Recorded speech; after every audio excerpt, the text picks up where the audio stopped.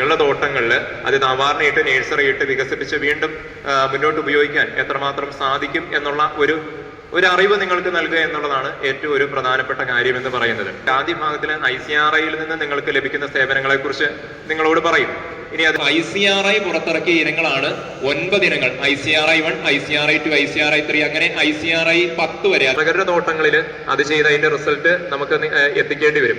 അപ്പൊ അങ്ങനെ ഒരു കാര്യമാണ് ഇതിന്റെ അകത്തുള്ളത്. അതിന്റെ ഈ രാസവളം ഉപയോഗിക്കുമ്പോൾ നമുക്കറിയാം മണ്ണിന്റെ ഫലഭൂയിഷ്ടി എന്ന് പറയുന്നത് ഓരോ വർഷത്തിനനുസരിച്ച് കൊണ്ട് അത് കുറഞ്ഞു വരും. ഇപ്പൊ നമുക്ക് ഏറ്റവും എളുപ്പത്തിലൊരു ഉദാഹരണം, ഇപ്പൊ NPK എന്ന് പറയുന്നത് നമ്മൾ എല്ലാവരും ഉപയോഗിക്കുന്ന, ഇപ്പൊ നൈട്രജൻ എന്ന് പറയുന്ന കാര്യം മണ്ണിലേക്ക് ഇട്ട് കഴിഞ്ഞാൽ ഒരിക്കലും നൈട്രജൻ ആയിട്ട് ഒരു ചെടിയും അതിനെ വലിച്ചെടുക്കുകയല്ല. അപ്പൊ ഇതിനെ മാറ്റാൻ തക്കുന്ന ചില സൂക്ഷ്മ ജീവികൾ അല്ലെങ്കിൽ ബാക്ടീരിയകളൊക്കെ മണ്ണിലുണ്ട്. ഇപ്പൊ നൈട്രജനെ നൈട്രേറ്റ് ആക്കി മാറ്റണം, അമോണിയ എടുത്തു കഴിഞ്ഞാൽ അമോണിയയെ നൈട്രേറ്റ് ആയിട്ട് മാറ്റണം. ഇതിന് പറ്റുന്ന ചില സൂക്ഷ്മ ജീവികൾ ഉണ്ടാകും, അല്ലെങ്കിൽ ചില ബാക്ടീരിയകൾ ഉണ്ടാകും. ഇതൊക്കെ മണ്ണിലുള്ളതാണ്.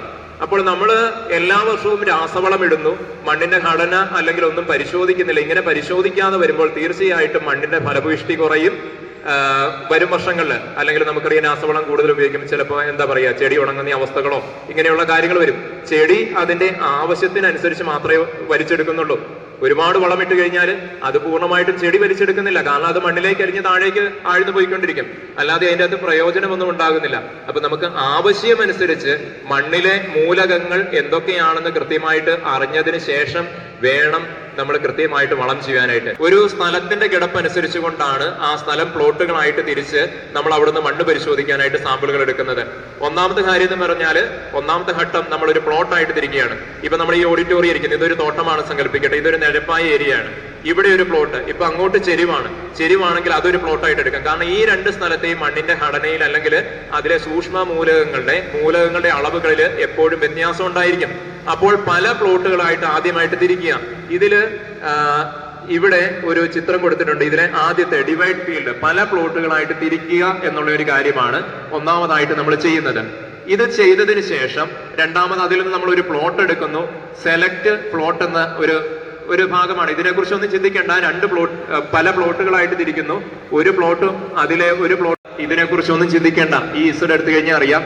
Spot 1, spot 2, spot 3, spot 4, spot 5, 4 മൂലയ്ക്കും നടുക്കുന്നു. ഇപ്പൊ ഈ ഓഡിറ്റോറിയം ആണെങ്കിൽ അതിന്റെ 4 മൂലയും നടുക്കുള്ള ഭാഗത്തു നിന്നാണ് നമ്മൾ മണ്ണെടുക്കേണ്ടത്. അവർക്ക് ഉപകാരപ്പെടുന്ന ഒരു ആപ്ലിക്കേഷൻ, മൊബൈൽ ആപ്ലിക്കേഷൻ. ഇപ്പൊ നമ്മൾ ഒരു രോഗം ബാധിച്ച ചെടികളുടെ ഭാഗങ്ങൾ നീക്കം ചെയ്യുക, ഇത് ചെടിയുടെ ചുവട്ടിൽ നിന്ന് പുത നീക്കം ചെയ്യുക, തണൽ 50% ക്രമീകരിക്കുക, മഴവെള്ളം കെട്ടി നിൽക്കാതിരിക്കാനുള്ള കാര്യങ്ങൾ ചെയ്യുക എന്നുള്ള കാര്യങ്ങളാണ് പ്രധാനമായിട്ട് നമ്മൾ ചെയ്യേണ്ടത്. എല്ലാവരും അലുമിനിയം പറയുന്നുണ്ട്. 200 ഗ്രാം 100 ലിറ്റർ വെള്ളത്തിൽ കലക്കി ഉപയോഗിക്കുക എന്നുള്ള ഒരു കാര്യം പറയുന്നുണ്ട്.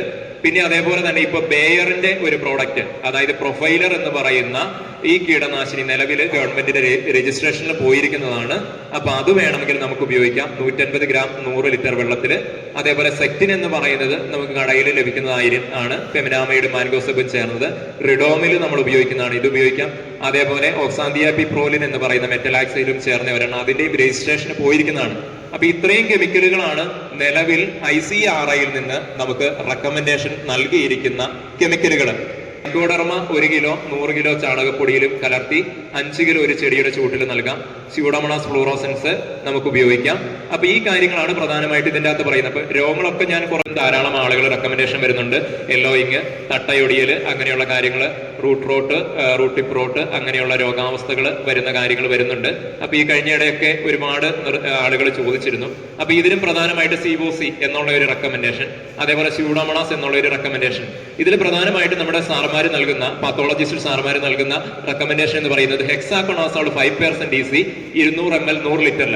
കാരണം ഇപ്പൊ നമുക്ക് ഇങ്ങനെയുള്ള രോഗം ഫ്യൂസേറിയൻ കറ്റേ മൊസൈക്ക് എന്ന് പറയുന്നത് ചേനത്തണ്ടന് ഇവിടെയുണ്ടോ, മരുന്ന് കൂടുതൽ അടിക്കുമ്പോൾ ഈ പ്രാണികൾ ചത്തുപോയി കഴിഞ്ഞാൽ തീർച്ചയായിട്ടും ഈ ത്രിപ്സിനെ അല്ലെങ്കിൽ ഏലപ്പേന് ഇതിനെ നശിപ്പിക്കുന്ന അല്ലെങ്കിൽ ഇതിന്റെ അവിടെ പെറ്റുപെരുകും. ഈ രണ്ടെണ്ണത്തിനെയും നമ്മൾ കണ്ടിട്ടുണ്ടായിരിക്കും. ഇതും അതേപോലെ ഈ ത്രിപ്സിന്റെ ഏലപ്പേനിന്റെ അതിന്റെ മുട്ടകളെയൊക്കെ നശിപ്പിക്കുന്ന കാര്യമാണ്. അപ്പോ ഇത് നശിച്ചു പോയി കഴിഞ്ഞാലും തീർച്ചയായിട്ടും ചൊറി എന്ന് പറയുന്നത് നമ്മുടെ തോട്ടങ്ങളിൽ കൂടും. ഇത് ശലഭം എന്ന് പറയുന്നത്, പുഴു എന്ന് പറയുന്നത്, ഇതൊക്കെ നിങ്ങൾ കണ്ടിട്ടുണ്ടായിരിക്കും. അപ്പൊ ഇതിനെയൊക്കെയാണ് നമ്മൾ നശിപ്പിക്കേണ്ടത്. അപ്പൊ ഇതിലും നമ്മൾ പ്രധാനമായിട്ട് ഡൈഫെൻഡ്യൂറോളും ഫ്ലൂബൻഡയാമൈഡും ആണ് അതിന്റെ അകത്ത് റെക്കമെൻഡേഷൻ വന്നിരിക്കുന്നത്. അപ്പോ ഇതില് ഇതിനെയും നശിപ്പിക്കുന്ന, നമ്മുടെ തണ്ടുതുരപ്പനെ നശിപ്പിക്കുന്ന ഈ പ്രാണിയാണ്. ഇത് നമ്മുടെ തോട്ടങ്ങളിൽ കണ്ടിട്ടുണ്ടായിരിക്കും. ഈ പ്രാണികൾ റെഡ്വിഡ് പ്രിഡേറ്റർ എന്ന് പറയുന്നതാണ്.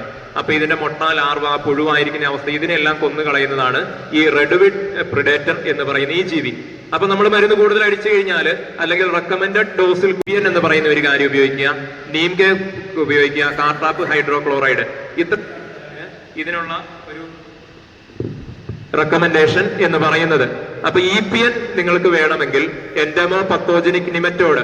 അപ്പൊ ഇത് അതിന്റെ ഒരു ബോക്സ് ആണ്. ഇതിൽ അതിന്റെ പടങ്ങളുണ്ട്. അതുപോലെ തന്നെ ചൊറിക്കുമായിട്ട് ഫ്ലൂബൻഡയാമൈഡ് ഉപയോഗിക്കാം, സ്പൈനോസാഡ് ഉപയോഗിക്കാം, സ്പൈനട്ടോം ഉപയോഗിക്കാം, സഫേറ്റ് ഉപയോഗിക്കാം. ഈ 4 കെമിക്കലുകൾ നിലവിൽ റെക്കമെൻഡേഷന് വേണ്ടി ആവശ്യത്തിന് മരുന്നടിക്കുക, അനാവശ്യത്തിനല്ല. നമ്മൾ ഈ ഒരു 8 എണ്ണം നമ്മൾ സാധാരണയായിട്ട് ഏലത്തിൽ ഉപയോഗിക്കുന്ന, ഇതിൽ 2 എണ്ണം നിങ്ങൾക്ക് ICRI മൈലാടുംപാറയിൽ കിട്ടും. ട്രൈക്കോഡർമയും സ്യൂഡോമോണാസും കിട്ടും. അതേപോലെ തന്നെ മറ്റിനങ്ങള് 8 ഇനങ്ങള്